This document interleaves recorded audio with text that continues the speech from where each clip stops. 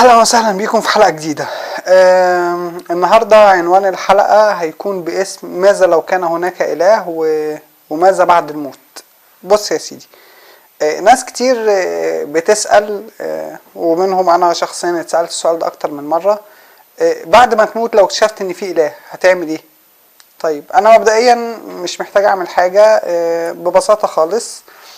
عن نفسي انا شخصيا، انا فضلت بدرس مقارنة اديان وبدرس الاديان بينها وبين بعضها. الاول في سنة اولى كلية سألت نفسي انا ليه انا على الديانة اللي انا عليها، يعني ليه ما كنتش على ديانة تانية، واضمن منين ان الديانة دي صح مش غلط. انا اتولدت ابويا وامي دينهم اكس، بقى ديني اكس زيهم.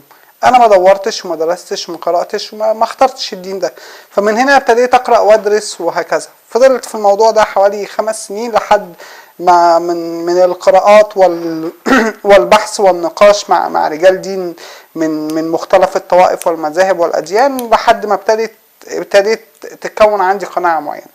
فمن التجربه بتاعتي انا بحثت ودورت. يعني انا كنت في وقت من الاوقات بصلي 5 مرات في اليوم، 5 من 7 على حسب الطريقة المسيحية أو المسيحية المفروض عندهم 7 صلوات. أنا كنت بصلي 5 من 7 عشان بحب ما كنت أعتقده على حسب التشويه العقلي اللي حصل من مخي ومن ثقافة المجتمع إن في إله. فأنا كنت بصلي له 5 مرات في اليوم حبا فيه، مش عشان عايز أخش الجنة ولا طمعان في جنة ولا غيره، لا، عشان أنا شخص رومانسي شوية وبحب هذا الكيان الخرافي اللي أنا كنت معتقد بيه.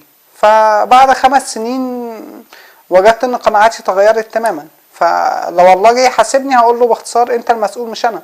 انا فضلت بقرا وببحث وهكذا، وانت ما ظهرتليش، ما جاوبتنيش. يعني انا سالت في حاجات كتير، قلت ازاي اعرف صوت الله، ازاي اعرف ايه اراده الله في حياتي، او الله ايه اللي شيئه او ايه اللي عايز يعمله في حياتي عشان تكون اراده الله لا ارادتي، وهكذا. ما جاليش اي رد منك. حاجات كتير كده اللي هو لم اجد رد من هذا الاله، ولا من الاله بتاع اي دين، ولا من غيره. فالله هو هنا المسؤول، هو هنا الله المدان قدامي، يعني هو اللي هيتحاسب قدامي. يعني هقول له انا دورت وبحثت وانت ما قدرتش تهديني، ما قدرتش تفهمني، ما قدرتش ترد عليا، فمين فينا اللي يحاسب التاني؟ ده انا اللي هنا بقى ليا حق اسالك ان انا ازاي فضلت اقرا وابحث وادور عنك واختبرك وانت ما تدينيش رد. فهنا انت المسؤول وانت اللي هتتحاسب قدامي. وده بيفكرني بموقف حصل معايا وانا صغير زمان، او مش موقف، يعني هي كانت فكرة كده وعبرت عنها بصراحة. قلت لو في اله اعتقد ان بعد الموت انا اللي هحاسبه مش هو اللي هيحاسبني، لان انا اتولدت من صغري انا كنت شخص بيطمح للمثالية، ما بيكذبش، ما بيشتمش، ما بيعملش غلط، حد زي اي طفل في الدنيا اللي هو طفل بريء تماما. ولكن المجتمع وظروف كتير بتخلي الانسان، وخلتني انحرف عن الشكل اللي انا كنت شايف نفسي فيه، وشايف ان انا فقدت كتير من حاجات انا كنت بتمتع بيها وانا صغير وكنت حابب ان انا احافظ عليها. فانا كنت بقول لنفسي ايام ما كنت بعتقد وجود اله ان انا اللي هحاسبه. يعني انا مستني اطلع ومستني، كنت بكلم ربنا بقول له يعني انت ازاي سايبني كده؟ ازاي بتحطني في مواقف زي كده؟ ازاي بتوصلني للمرحله دي؟ طب انا بقول لك في مواقف معينه انا مش قادر، انا مش عارف اتصرف، اعمل ايه؟ فارشدني، اهديني، نجيني، اعمل حاجه. اللي هو ما فيش، والوضع بيزداد سوء. فهو هنا المسؤول مش انا.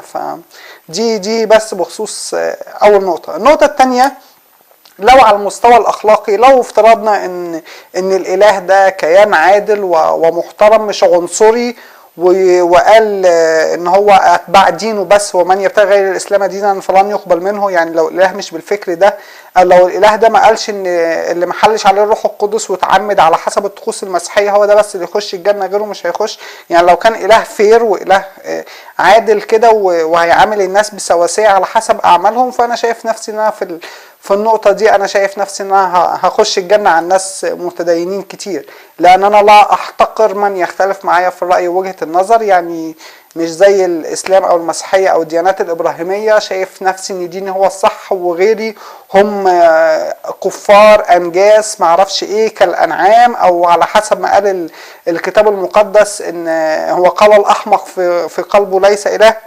فأنا لا أحتقر من لا يعتقد بما اعتقد بيه او من يختلف معايا في الرأي. كل انسان انا بحترمه وبقدره. وعلى المستوى الشخصي انا ما بسرقش، ما بقتلش، ما بحرضش على عنف ضد القتل باي تحت اي مبرر وتحت اي دواعي وتحت اي مسبب. فانا شايف على المستوى الاخلاقي اعتقد ان هيكون حالي قدام هذا الاله افضل من متدينين كثير يعتقدون انهم ورثوا الحقيقه المطلقه باعتقادات اهاليهم، ولم يقراوا ولم يبحثوا في شيء ولا حتى استنبطوا الفكر الاخلاقي بتاعهم او فكرهم في الحياه. ففي النقطه على المستويين انا مش شايف ان هيبقى عندي مشكله. ولكن هنا بقى هنصل لسؤال اخر ومفهوم اوسع واشمل. طيب لو طلع فيه اله تاني غير الاله بتاعك، يعني فلنفترض ان انت مثلا مسلم وطلع اله المسيحيه، او انت مسيحي وطلع اله الاسلام، او هنجيب اله بره الاديان الابراهيميه نهائي وطلع زيوس، فانت وضعك هيكون ايه قدام الاله ده؟ يعني لو طلع زيوس هو الاله الحق، فانت كمسيحي او كمسلم هتعمل ايه قدام الاله ده؟ هتقول له ايه؟ هتقول له اتولدت لقيت نفسي كده؟ هتقول له معلش اصل هم قالوا لي ان انت اسطوره واتضحك عليا؟ يعني هتعمل ايه قدام الاله ده؟ يعني الناس اللي بتراهن على ان هيبقى في اله في الاخره وغيره، دي هتكلم فيها في الاخر، ولكن انت هتعمل ايه قدام الاله ده؟ يعني انت متخيل ان افترض مثلا يعني جدلا او مصادره ان انا طلعت انا الاله، فهقول لك ازاي بقى انت ما كنتش بتعبدني وازاي ما تعرفنيش؟ تفتكر هيبقى وضعك ايه؟ يعني انا ما اعرفش، انا مستني اشوف الناس هيبقى ردها ايه على النقطه دي، عشان حتى في المقاله اللي انا كاتبها على المدونه عندي وهنلاقي الرابط بتاعها في الديسكريبشن تحت، هو فيها الملخص بتاع الموضوع ده كله. انا ما لقيتش حد رد عليا ردود كويسه غير شويه ردود وحاجات كده اغلبها كان خارج الموضوع، ولكن ما لقيتش حد رد على السؤال ده. لو اكتشفت اله تاني غير الهك هتعمل ايه؟ لو اكتشفت ان هو اله المسيحيه وقال لك انت ما اتعمدتش وما حلش عليك الروح القدس، او لو اكتشفت انه اله الاسلام ومن يبتغي غير الاسلام دينا فلن يقبل منه وانت ما كنتش مؤمن باله الاسلام، فهتعمل ايه؟ لو طلع زيوس بعيدا بقى عن كل بقى الديانات الابراهيميه دي، انت هتعمل ايه؟ يعني هيبقى موقفك قدامه ازاي؟ اوكي، ده سؤال يبحث عن اجابه وما لقيتش متدين جاوب عليه. النقطه الثالثه بقى، طيب لو ما فيش اله،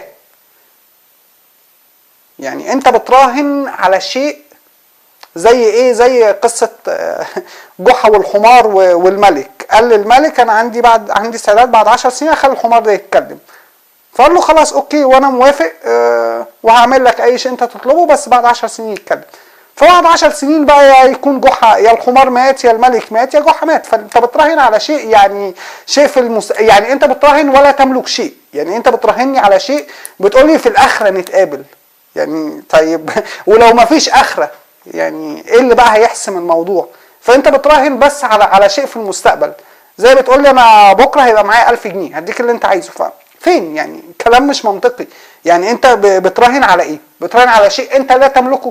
وحتى لو انت متدين، يعني حتى لو انت مسيحي او مسلم، لا يوجد شخص يضمن ان هو يخش الجنه اذا كان مسيحي ولا اذا كان مسلم ولا غيره. يعني حتى في الاسلام في احد الصحابه قال لو في رجل في الجنه ورجل في النار لا امن من مكر الله، بصرف النظر هو وصفه بالماكر ولكن هو ما يعرفش، يعني ما يقدرش يقول انا هخش الجنه ولا النار. وفي المسيحيه نفس الشيء، يعني برضو الله هو اللي بيحدد مين يخش ومين ما يخشش. وحتى القصه الشهيره اللي اتقالت لنا في الصغر ان واحد اتولد في جزيره وما كانش بيعمل ولا شيء غلط في حياته، وفي الاخر الله قال هدخله الجنه برحمتي، فهو قال له يا رب ازاي برحمتك انا ما عملتش ولا غلط؟ فقال له خلاص قيسوا نعمه العين، هاتوا عين من عينيه وقيسوا نعمه العين دي بقد ايه واعماله قد ايه، فلقوا ان اعماله لا تاتي شيء في نعمه البصر بس، فهو بالتالي لا يستحق ان هو يخش الجنه او ما اداش ربنا حقه وما وفاش الله حقه. فحتى الاديان نفسها ما اديتكش الضمان ان انت هتخش الجنه، يعني حتى لو طلع فيه اله انت برضو مش ضامن ان انت تخش الجنه. فيعني ايه، ما تضحكش عليا وما تقوليش في الاخره ولا مش في الاخره. النقطه الاخيره ودي مش موجوده في المقاله، ويمكن في نقطتين انا قلتهم مش موجودين في المقاله هحاول اكملها او اعدلها، ولكن نقطه اخيره، ايه اللي يضمن لي ان فعلا بعد ما اموت هيبقى في جنه ونار؟ ليه ما يكونش في تناسخ ارواح والكرمه؟ يعني للي ما يعرفش الكارما باختصار هي في الديانة الهندوسية تقريبا، مش متذكر في انهي ديانة بالظبط عشان ما اقولش كلام مش دقيق، ولكن باختصار الكارما بتقول ان انت لو كانت اعمالك جيدة روحك بعد ما تموت هتحل في جسد تاني ولكن بشكل ارقى، يعني ممكن في وضع مستوى اجتماعي افضل، ممكن بعدها تبقى عصفورة فراشة نجمة لحد ما توصل لمرحلة الكمال المطلق. بينما لو كانت اعمالك سيئة هتتولد بقى في صورة شخص عاجز اعمى اعرج معرفش ايه كذا، وتفضل تنحدر حتى لحد ما توصل لذرة رملة او تراب، ولو ذرة التراب او الرملة دي اذت حد وجت في عينه برضه هيفضل، فهكذا ودواليك الى ما لا نهاية. يعني هتفضل كده لحد ما تصل للكارما والكمال المطلق وتتحد بقى بال وات ايفر بقى اللي هم بيسموه ايه او في فكرهم ايه. فنضمن منين ان في تناسق ارواح وكارما ولا ثواب وعقاب؟ يعني اللي بيقول لي لو في اله ولا ما فيش اله، انت بتراهني على ايه؟ يعني انت يعني انهي جنه فيهم؟ جنه المسيحيه ولا جنه الاسلام؟ للعلم اليهوديه ما كانوش يعرفوا بعد الموت في ايه، يعني هما ما كانوش يعرفوا هل في بعد الموت ثواب وعقاب ولا ما فيش ولا الدنيا ايه، يعني ده في اليهوديه هما مش عارفين ولا موسى ولا يهوه قال لهم هيبقى ايه. في المسيحيه قال لهم يعني ما زي الاسلام برضو ما لا عين رأت ولا اذن سمعت، ولكن في الجنه بقى مش هيبقى فيه جواز ولا كده، هتبقوا زي الملائكه تقعدوا بتصلوا. يعني انت طول حياتك لو في المسيحيه انت طول حياتك بتتعبد لهذا الاله، وفي الاخر وظيفتك برضو في الجنه ان انت هتقعد تتعبد لهذا الاله. يعني ويقول لك في الاخر الله دعانا ابناء مش عبيد، لما انت بتتعبد له في الدنيا وحتى في الاخره هتفضل بتتعبد له. بأي مفهوم وبأي عقلية هذا؟ في الإسلام قال لك حور عين وغلمان وفاكهة وذهب وياقوت ومرجان وأنهار خمرة وأنهار لبن وأنهار عسل. يعني أولا هي فكرة أساسا الحياة الأبدية دي، يعني أنا من وجهة نظري إن شايفها فكرة عبثية. يعني هي أجمل شيء في الحياة دي إن هي محدودة وليها نهاية، لان كل يوم هو مسلسل بيتكرر، بتاكل بتصحى بتغسل وشك بتعمل معرفش ايه بتفطر بعدها بتروح شغلك ولا بتعمل اللي بتعمله وبعدها بترجع عندك شوية حاجات بتعملها وبعدها بتنام وهكذا دواليك كل يوم بقى هذا المسلسل الممل الطويل. ف يعني في حاجات حلوة وممتعة في الحياة وفي حاجات برضو العكس وهكذا، ولكن يعني اجمل شيء في الحياة ان هي مؤقتة مش دايما للابد، وإلا يعني هيبقى شيء ممل جدا. فما بالك بقى انت في الجنة يعني بعد 10 بعد 10 أس 10 أس 10 أس 10 مليار سنة انت برضو قدامك ما لا نهاية. فالفكرة نفسها فيها مشاكل، يعني هتفضل كده على طول. وعندي سؤال يعني أرجو المتدينين يجاوبوني عليه، يا ترى الجنة هيبقى فيها فيسبوك وتويتر ويوتيوب وهيبقى فيها موبايل ولابتوب والحاجات دي ولا ما فيهاش؟ يعني ما فيش ديانة حديثة قالت لنا الحاجات دي هتبقى موجودة ولا لأ؟ اعتقد الناس اللي كانت بتسأل عن فكرة لو في اله بعد الموت انت موقفك ايه، فانا جاوبت باختصار. انا قرأت ودرست وبحثت بحيادية وبحثت عن الآلهة وغيره، ما لقيتش جواب مقنع ولا لقيت اي جواب منهم، فبالتالي الله هو المسؤول قدامي مش انا. نقطة رقم 2 على المستوى الأخلاقي، لو الإله ده مش إله عنصري لدين معين أو كذا وهيحاسبني على حسب أعمالي، فأنا شايف إن أعمالي مش ضد الإنسانية أو ما بتسببش ضرر لحد. النقطة رقم 2 لو طلع في إله تاني غير إلهك أنت هتعمل إيه؟ النقطة رقم 3 لو طلع ما فيش إله يبقى أنت كل اللي أنت كنت بتقوله لي ده عبث في عبث وكنت بتضحك على نفسك. ماشي. والنقطة الأخيرة طب لو طلع في كارما وتناسخ أرواح يبقى كل اللي أنت بتقوله ده برضو ملهوش أي لازمة. أشكركم، والحلقة الجاية هتكون عن السؤال العقيم الأكثر انتشارا من السؤال ده. يعني السؤال ده بمرتبة الدرجة الثانية، ولكن في المرتبة الأولى في سؤال بقى من أين أتينا ومن خلق الكون، وده هتلاقوه في مقالة على المدونة عندي، وممكن أحط الرابط بتاعته في الديسكريبشن تحت في الفيديو، ولكن الفيديو القادم هيكون عنه. أشكركم وإلى اللقاء.